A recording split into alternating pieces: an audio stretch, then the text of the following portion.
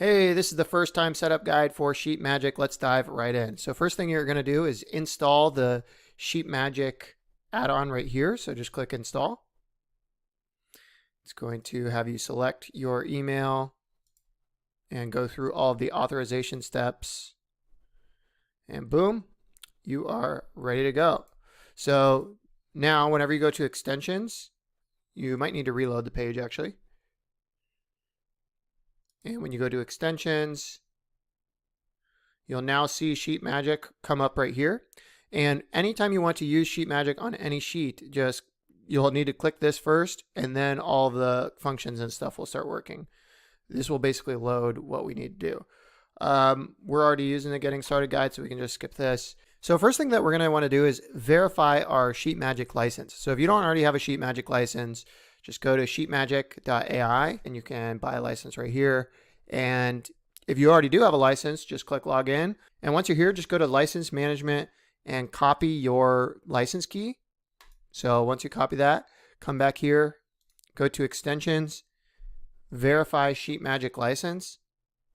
And now once you save this, this should just work on every sheet going forward. So you just enter it once it's verified, you're good to go. And then you'll also see that in your account now, any email that has used this license, and then you can revoke their access if you want. So if you want to share it with teammates, just give them this license key and then they'll put it in when they're setting up their sheet. Okay, so that's that. And next thing is you're going to want to connect your OpenAI key. So if you don't already have one, go to OpenAI, log in, and then you can create a new secret key right here. Copy this key and save it somewhere safe. And then it's ready to go. One thing to make sure of, the API is not going to work unless you have your card attached, and I think you've paid $5 to fund your account. So you need to attach your card and pay at least $5 for it to work. Okay, so now back to this. Let's go to extensions, and we're going to save OpenAI key to Sheet, or you could save it to your Google account.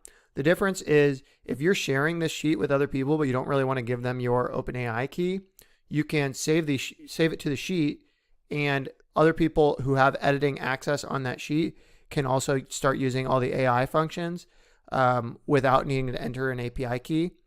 Whereas if you save it to your Google account, this is going to work on any sheet going forward, so you don't have to set up your API key on every single sheet. So we have those two options for you.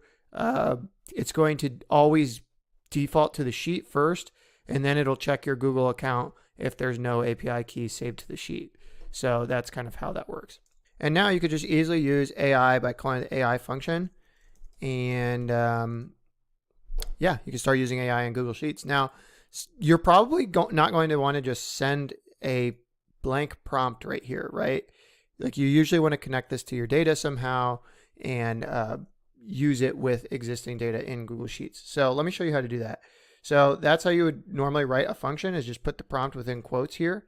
If I wanted to attach this to, for example, let's say we have a list of keywords here. And by the way, you saw that reload. What that does is it actually calls a cached result. And so you're not getting charged twice for that when that reloads. But I would always recommend copying and pasting as values, so that just in case it somehow doesn't get caught in the cache, you're not getting charged twice. Like if you come back to the sheet in a day or a couple of days or something, so it doesn't reload all the different prompts that you've already ran. Okay, so back to what I was saying.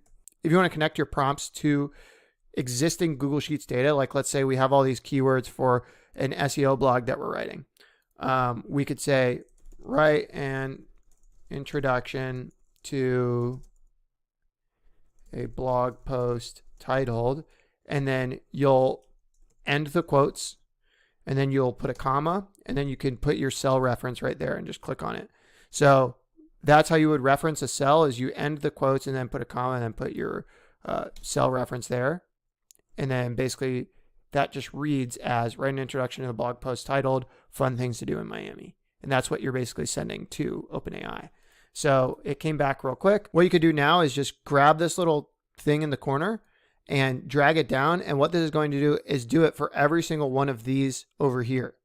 So now I just ran like, what, 26 different prompts, and it's going to basically return data for all of those different keywords. So whatever your data is, it's probably in a row, and then what you could do is just copy and paste down the information to reference that cell.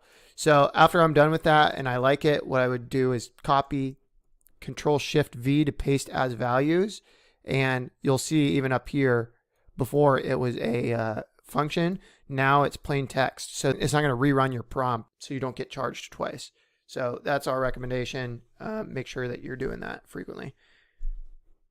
Okay, that's it for this. If you like SheetMagic, I would really, really appreciate it if you went to our Google Workspace thing and just clicked reviews and left a quick review. It would really, really, really help us out and be super, super appreciated if you do that.